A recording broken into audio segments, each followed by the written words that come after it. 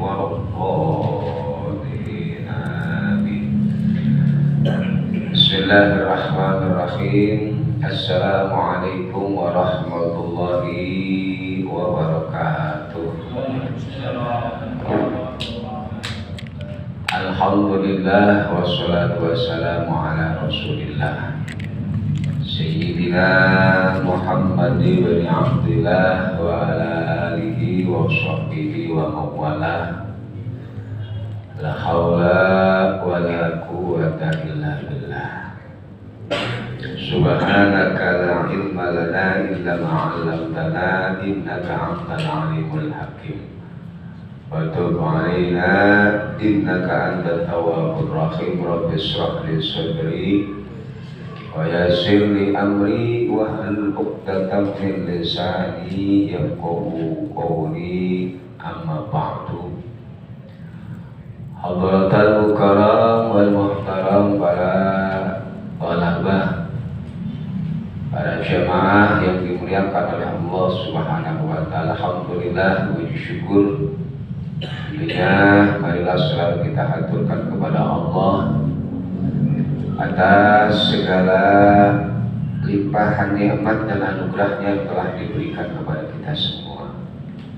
Terutama alhamdulillah kita masih diberikan nikmat iman, nikmat Islam, nikmat sehat walafiat, dan juga alhamdulillah kita masih diberikan nikmat kesempatan oleh Allah Subhanahu wa taala. Yang mana alhamdulillah pada malam hari ini kita mampu untuk melaksanakan kewajiban kita sebagai kaum muslimin, yakni melaksanakan salat maghrib dengan berjamaah. Mudah-mudahan ibadah salat kita diterima oleh Allah Subhanahu wa taala. Amin ya rabbal alamin. Dan mudah-mudahan apa yang menjadi niat serta tujuan kita di dalam beribadah kepada Allah Subhanahu wa taala, kecuali Allah Subhanahu wa taala memberikan yang terbaik dari balasan-balasan amalan-amalan yang kita lakukan. Amin ya rabbal alamin. Salawat dan salam tentunya tidak lupa marilah selalu kita haturkan kepada suri tauladan kita, yakni junjungan kita, Nabi kita, Nabi besar Muhammad sallallahu alaihi wasallam, beserta para keluarga beliau, para sahabat beliau, para pengikut beliau, dan mudah-mudahan kita semua ini termasuk daripada orang-orang yang kelak mendapatkan syafaatnya dari baginda kita Nabi besar Muhammad sallallahu alaihi wasallam. Hadirin jamaah yang dimuliakan oleh Allah Subhanahu wa taala, tidaklah kita semua yang hidup di dunia ini dan tentunya dari kaum muslimin umat Nabi Muhammad sallallahu alaihi wasallam kecuali ingin mendapatkan kebahagiaan dan keberuntungan, terlebih nanti di akhirat, dan begitu juga di dunia. Rabbana atina fid dunya hasanah wa fil akhirati hasanah wa qina adzabannar. Ya Allah, ya Tuhan kami, berikanlah kebaikan-kebaikan kepada kami di dunia, wa fil akhirati hasanah, dan juga di akhirat kebaikan, wa qina adzabannar, dan hindarkanlah kami, jauhkanlah kami dari siksa api neraka. Berarti kita minta agar nanti ketika kita meninggal dunia dimasukkan surga oleh Allah Subhanahu wa taala. Dalam sebuah hadisnya Nabi Muhammad SAW mengatakan, la yadkhulul jannah illa rahimun, tidak akan masuk ke dalam surga kecuali orang-orang yang memiliki memiliki sifat kasih sayang. Tidak akan masuk ke dalam surga kecuali orang-orang yang memiliki sifat kasih sayang. Kasih sayang yang ada dalam diri kita tentunya ini harus betul-betul kita tumbuhkan. Yang pertama, kita harus mampu mengasihi dan menyayangi pada diri kita sendiri. Ini penting agar kita semua bisa terhindar dari yang namanya masuk ke dalam nerakanya Allah Subhanahu wa Ta'ala. Maka orang-orang yang hidupnya berusaha menjalankan perintah-perintah Allah dan menjauhi dari larangan-larangan Allah, berusaha memenuhi hak-hak seluruh tubuhnya, orang tersebut telah berusaha untuk mengasihi dan menyayangi pada dirinya sendiri.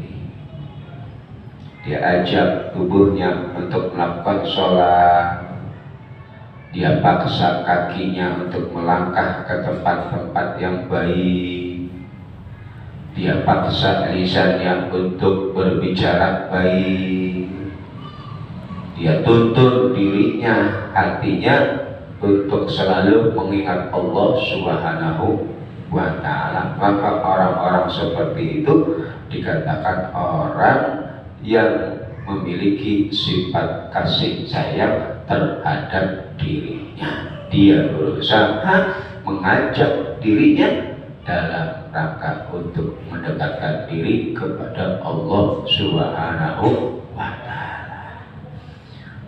Orang-orang yang tidak memiliki kepedulian kepada dirinya, maka di dalam dia menjalani kehidupan di dunia ini jauh dari yang namanya aturan Allah Subhanahu wa Ta'ala.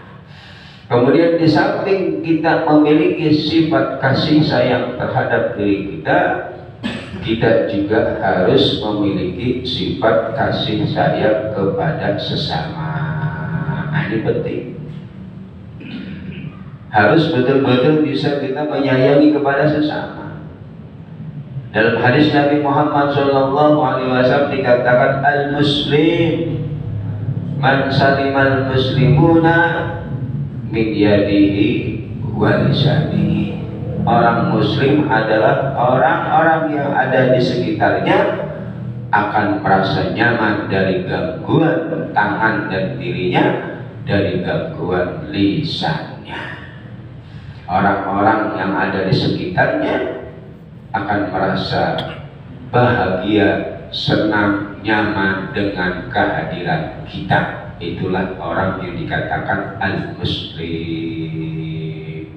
Jangan sampai kehadiran kita di tengah-tengah masyarakat, di lingkungan keluarga kita, di lingkungan tetangga kita hanya menjadi benalu, hanya menjadi provokator, atau justru malah kita mengajak mereka kepada kesesatan. Man a'ana ala maksiatin walau bisitri kalimatin kana syarikan lahu. Siapa orang yang membantu orang lain di dalam kemaksiatan, maka dia sama halnya orang yang melakukan kemaksiatan.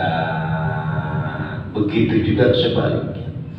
Siapa orang yang mengajarkan pada kebaikan walaupun hanya dengan satu ucapan, maka dia akan mendapatkan pahala kebaikan yang diajarkan kepada orang lain. Nah, ini penting bagi kita untuk berusaha menanamkan sifat kasih sayang, baik kasih sayang kita terhadap diri kita maupun kasih sayang kepada yang lainnya. Jangan sampai kita mendolimi, menyakiti daripada orang-orang yang ada di sekitar kita. Ada kadang orang dia ibadahnya rajin, puasanya rajin, sedekahnya rajin, tapi ya tetangga sekitarnya tidak merasa nyaman dengan kehadiran Anda. Mukul orang nggak tahu, ya nonjok orang nggak tahu, mukul orang nggak tahu, nendang orang nggak tahu, tapi dia susah untuk bisa menjaga lisannya, ya susah untuk bisa menjaga mulutnya. Nah, itu bahaya, ya karena lisan itu kadang ucapan itu lebih menyakiti daripada hanya sekedar pukulan bisu. Itu bisa kita yang bertahun-tahun, bahkan sampai kita mau mati itu masih terniang-niang, ya kalau berkaitan dengan ucapan lisan yang tidak baik. Maka penting bagi kita untuk menjaga lisan kita. Jangan sampai lisan kita ini kita gunakan untuk menyakiti saudara kita, ya, untuk menyakiti orang-orang yang ada di sekitar kita. Sayangi mereka dengan bagaimana? Ajak mereka kepada hal-hal yang baik, ajak mereka untuk menjalankan daripada perintah Allah Subhanahu wa Ta'ala. Nah, ini syarat orang masuk surga, dia harus memiliki sifat kasih sayang, baik kasih sayang terhadap dirinya maupun kasih sayang terhadap orang lain. Dan yang penting bagaimana hidup kita sesuai aturan Allah. Ketaatan yang mungkin kita nggak sanggup, kalau kayak ulama-ulama, para orang-orang soleh, ya, tapi juga jangan sampai kita termasuk golongan orang-orang fasik, rendah banget, ya standar aja biasa, kewajiban kerjakan, salat 5 waktu jangan tinggalkan, puasa emang kalau itu Ramadan wajib kerjakan, ya zakat kalau memang sudah kewajiban bagi kita keluarkan, selebihnya dah kerja, cari uang, ya usaha untuk kebutuhan diri kita, keluarga kita, insya Allah hidup kita akan selamat dunia dan akhirat. Dan perlu neko. Yang tadi saya katakan, sahabat Abu Hurairah radhiyallahu anhu, beliau pernah mengadu kepada Nabi Muhammad. Beliau cerita, ya Rasulullah, ada seorang perempuan, sholatnya luar biasa, puasanya luar biasa, bahkan sedekahnya juga luar biasa. Tapi ya Rasulullah, dia ini sering menyakiti orang lain. Apakah orang tersebut akan masuk ke dalam surga ya Rasulullah? Apa jawab Nabi Muhammad SAW? La khaira fiha wa hiya fitnah. Tidak ada kebaikan sama sekali terhadap perempuan tersebut, dan dia adalah orang yang akan masuk nerakanya Allah Subhanahu wa Ta'ala. Maka jaga lisan kita, jaga diri kita dari yang namanya menyakiti kepada yang lainnya. Hadirin jamaah yang dimuliakan oleh Allah Subhanahu wa Ta'ala. Nah, ini kita masih melanjutkan tentang pembahasan kita yang berkaitan dengan babun najasah, bab tentang najis. Di antara syarat sebelum sholat adalah harus sucinya diri kita, baik badan kita, tempat sholat kita, kemudian pakaian kita dari najis.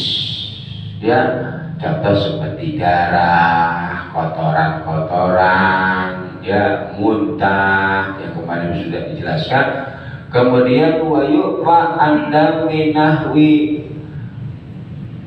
burgosin mimma la nafsa lahu sa'ilatun kaba'udin wa qamlin la anjildihi, bahwa dimaafkan dari semisal darahnya nyamuk, mimma la nafsalahu, yakni dari hewan-hewan yang tidak memiliki darah sailatun yang mengalir ketika hewan tersebut kita bunuh, kita sobek. Contohnya kakomrin seperti kutu, ya, hewan-hewan yang tidak memiliki darah yang mengalir ketika kita sobek. Kalau ayam kan kalau kita sembelih cur, kambing cur, sapi cur. Nah, ada hewan-hewan kecil emang ada darahnya, tapi darahnya la nafsalahu, ya, sailah, tidak memiliki darah yang mengalir ketika disobek atau dibunuh. Maka darah-darah dari hewan tersebut ini dikatakan dimampu ketika menempel di tubuh kita, di pakaian kita, atau di tempat sholat kita. Maksudnya tidak masalah, tidak sampai membatalkan daripada ibadah sholat kita. La anjeli, tidak dari bangkainya. Nah ini beda lagi kalau bangkainya. Berarti kalau bangkainya itu dihukumi najis, ya. Jadi misalkan kita lagi sholat, tiba-tiba ada bangkai nyamuk nempel di baju kita, nah itu buru-buru kita buang, ya, nggak usah kita batalkan sholat kita, buru-buru kita ambil, kita buang, ya, ya, karena dari bangkai hewan yang tidak memiliki darah yang mengalir itu dihukumi najis yang tidak dimampu ketika di dalam ibadah sholat kita. Aila yuqma anjil binahwil bergaus fi badanin wa saubin, maksudnya tidak dimaafkan, berarti dihukumi najis dari semisal bangkai nyamuk, lalat, kutu ketika menempel di badan kita atau pakaian kita, ya, walau di Makkah wa nahwiya ayyam batilahim bidzubab. Ada hari-hari banyak, ya, musim daripada hewan tersebut, contohnya laron. Kalau di kita tuh lagi musim laron, dulu zaman dulu. Kalau zaman sekarang udah hampir kagak ada laron, orang rumah udah rata-rata pakainya buat jaringan, ya. Nah, laron mau makan apa dia? Biasanya laron itu kan makanin kayu, ya, dari tanah keluar ke musim laron. Itu di musola, di masjid itu banyak. Ya, ini penting tugas, ya, bagi pembersih masjid untuk diperhatikan kesuciannya dari kotoran-kotoran hewan atau bangkai-bangkai hewan, agar orang-orang yang sholat di tempat-tempat tersebut merasa nyaman dan sholatnya pun sah. Kalau orang yang sholat, misalkan contohnya karpetnya nggak suci, kas kencing dan lain sebagainya, orang yang sholat dia nggak tahu, dia dihukumi sah banget, ya. Tapi bagi penanggung jawabnya, ya, marbotnya, DKM-nya, itu yang akan menanggung dosanya, karena dia tahu bahwa karpet itu ada najis tapi dibiarkan untuk sholat orang lain. Nah, orang yang sholat mah dihukumi sah, orang dia nggak tahu itu karpet kena najis atau tidak. Tapi bagi kita yang pengurusnya misalkan tahu kok dibiarkan saja, nah ini justru dosanya kita nanti yang menanggung, ya. Maka perlu diperhatikan kebersihan dan kesuciannya. Perhatikan anak-anak kecil yang usianya masih sekiranya belum tamyiz, ya, kalau main di dalam, main diperhatikan jangan sampai mengotori, apalagi sampai ada najis yang mengganggu kenyamanan orang di dalam melaksanakan ibadah, ya. Ini wanahwi dami rumalin, dan juga dimaafkan ketika kita sedang sholat semisal darah rumal itu apa? Bisul, ya, kasiratin yang banyak. Nah, kita bisulan lagi sholat tiba-tiba pecah itu kena sarung kita, maka hal tersebut dimakruh ya. Wajurhin, dan juga darahnya luka ya. Ketika ada luka di tubuh kita, kemudian kita sholat, kemudian tiba-tiba luka tersebut mengeluarkan darah, jerawat, bisul, ya, dan semacamnya yang mengeluarkan darah atau nanah, kemudian kita lagi sholat, maka itu tidak sampai membatalkan daripada sholat kita, karena darah-darah tersebut ini dikatakan ma'fuan anhu, dimaafkan ketika berada di dalam sholat, baik menempel di tubuh kita atau di pakaian kita. Wa anqaihin wa anqaihi wa shadidihi, begitu juga nanah putihnya atau nanah kuningnya dari luka dan bisul. Nanah bukan hanya darah saja, korengan nanahnya keluar lagi sholat, kena sarung, kena baju, ya sah sholat Anda, karena darah dan nanah dari luka-luka walaupun banyak, kasiratin, itu dimakruh. Tapi alangkah baiknya kalau sudah selesai sholat dibersihkan, ganti sarung, ganti baju, jangan pakai yang itu lagi, bau nanti ya, apalagi nanahnya banyak, darahnya banyak ya, salin. Tapi kalau lagi sholat kok tiba-tiba darah nanah itu keluar, ya nggak perlu ada batalkan sholat Anda ya, karena itu dimakruh, dalam artian tidak apa-apa, tidak sampai membatalkan dari sholat kita.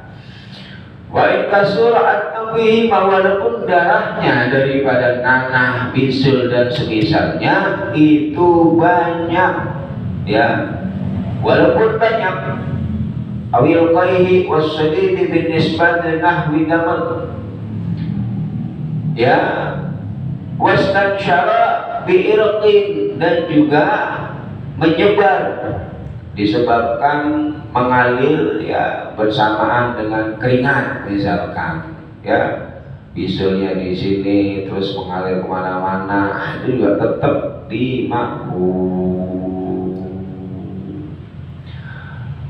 Fakhusha al-awwal bihaisu tabaqal sawb al-nuquli al-mu'tamad, walaupun darahnya itu banyak dan merata menyeluruh sampai kepada baju kita menurut pendapat yang kuat.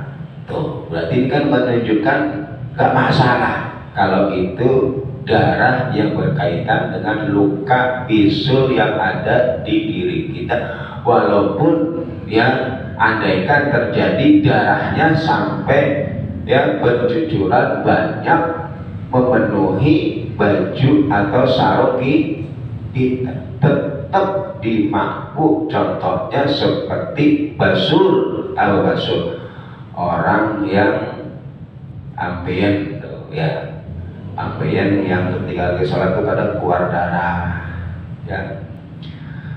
Nah itu bighairi, tapi itu semua ada syaratnya.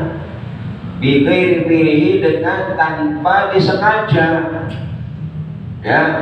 Ini lagi sholat dibecatin tuh jerawatnya, lagi sholat dibecatin bisulnya, akhirnya darahnya keluar, nah itu batal ya, karena ada unsur penyengaja.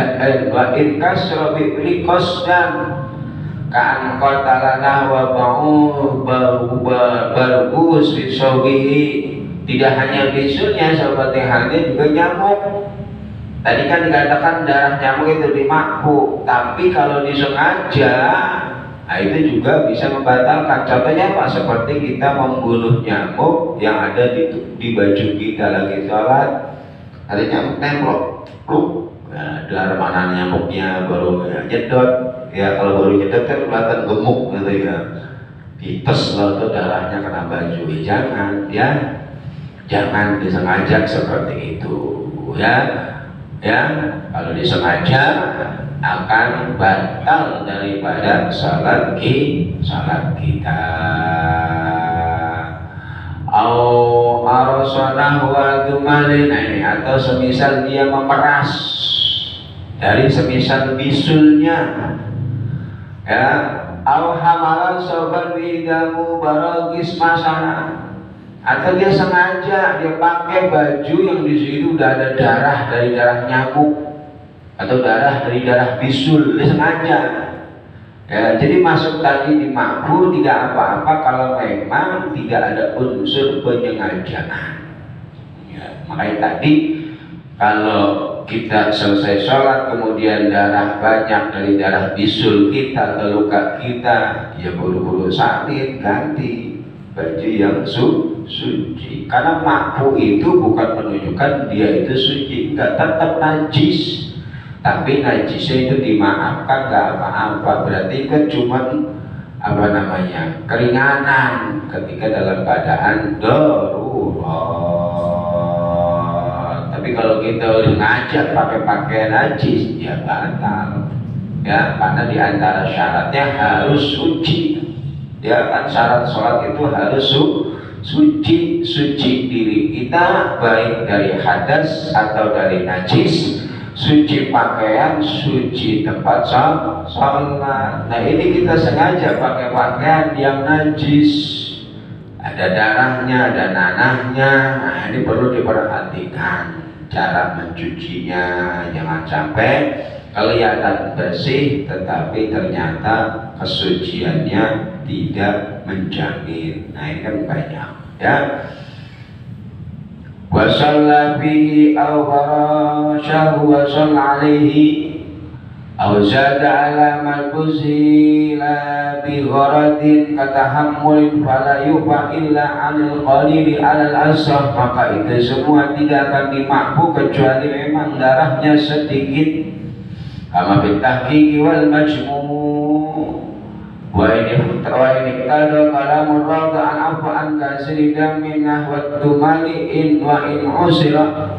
Walaupun al-imam, ya, sebagian ulama di dalam kitab Raudhahnya tetap dimakruh dari darah yang banyak walaupun disengaja diperas atau dipencet itu bisul. Nah ini intinya ada perbedaan pendapat ulama. Kemudian wa'tamada Ibnu Naqib wal Adra'iyu wa mahal afi huna wa fi ma ya'ti bi nisbati lis-shalah. Nah, dimaafkannya dari darah hewan-hewan yang tidak memiliki darah yang mengalir ketika disobek dagingnya. Kemudian darah-darah dari bisul, luka, walaupun banyak, itu semua binisbati lis-shalah, dinisbatkan dengan sholat kita. La linahwi ma'iin qalilin, tidak pada semisal air yang sedikit. Kalau di air yang sedikit ya tidak dimakruh. Contohnya air segelas, air seember, kemasukan darah nyamuk, ya, kemudian dia berubah sifatnya atau tidak, maka air ini dihukumi mutanajis, tidak boleh dikonsumsi. Atau dia kemasukan darah bisul, cemplung sedikit doang, tetap nggak berubah tidak berubah. Kalau air sedikit tercampur najis itu menjadi najis atau menjadi mutanajis, nggak boleh dikonsumsi. Caranya bagaimana? Untuk bisa kita manfaatkan, ya tuang ke air yang lebih banyak, taruh di kolom yang ukurannya lebih dari 2 kotak, campur itu jadi banyak, suci kembali jadinya tuh airnya. Itu cara mensucikan air yang sudah terkena najis. Jadi najis tadi itu dimakruh berlaku hanya ketika sholat, menempel di baju, di badan, di tempat sholat, tetapi tidak berlaku linahwi ma'in qalilin, pada semisal air yang sedikit. fatanajjasu bihi wa in qalla, maka najis-najis tadi itu bisa menajiskan air yang sedikit walaupun najisnya sedikit. Wala asara li mulaqatil badan lahu rabban wala yukallifu tamshibul badan li usrihi, dan juga tidak ada dampak dalam artian tetap sah salat Anda ketika bertemunya badan kita pada najis-najis tersebut rabban dalam keadaan basah, ya walau kering walau basah itu juga tidak masalah.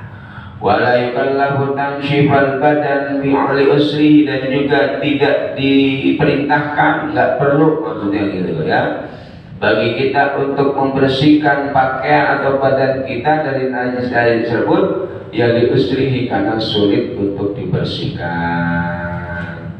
Wa an qalilin nahwi damin ghairihi ay ajnabiyyin ghaira mughalladatin bi khalafi kasirihi, begitu juga dimakbu di dalam sholat semisal darahnya orang lain tapi sedikit. Bisulnya orang kita kena misalkan, atau darah jerawat orang, atau darah luka orang, ya kita terkena tuh darah orang lain tapi sedikit dari darah tersebut, itu juga dimakfu di dalam sholat. Ghairu mughalladatin, selain daripada darahnya hewan mughalladah. Kalau ayam sedikit nggak masalah, darah kambing sedikit nggak masalah, darah sapi sedikit nggak masalah. Motong sapi darahnya nyiprat kena pakaian buat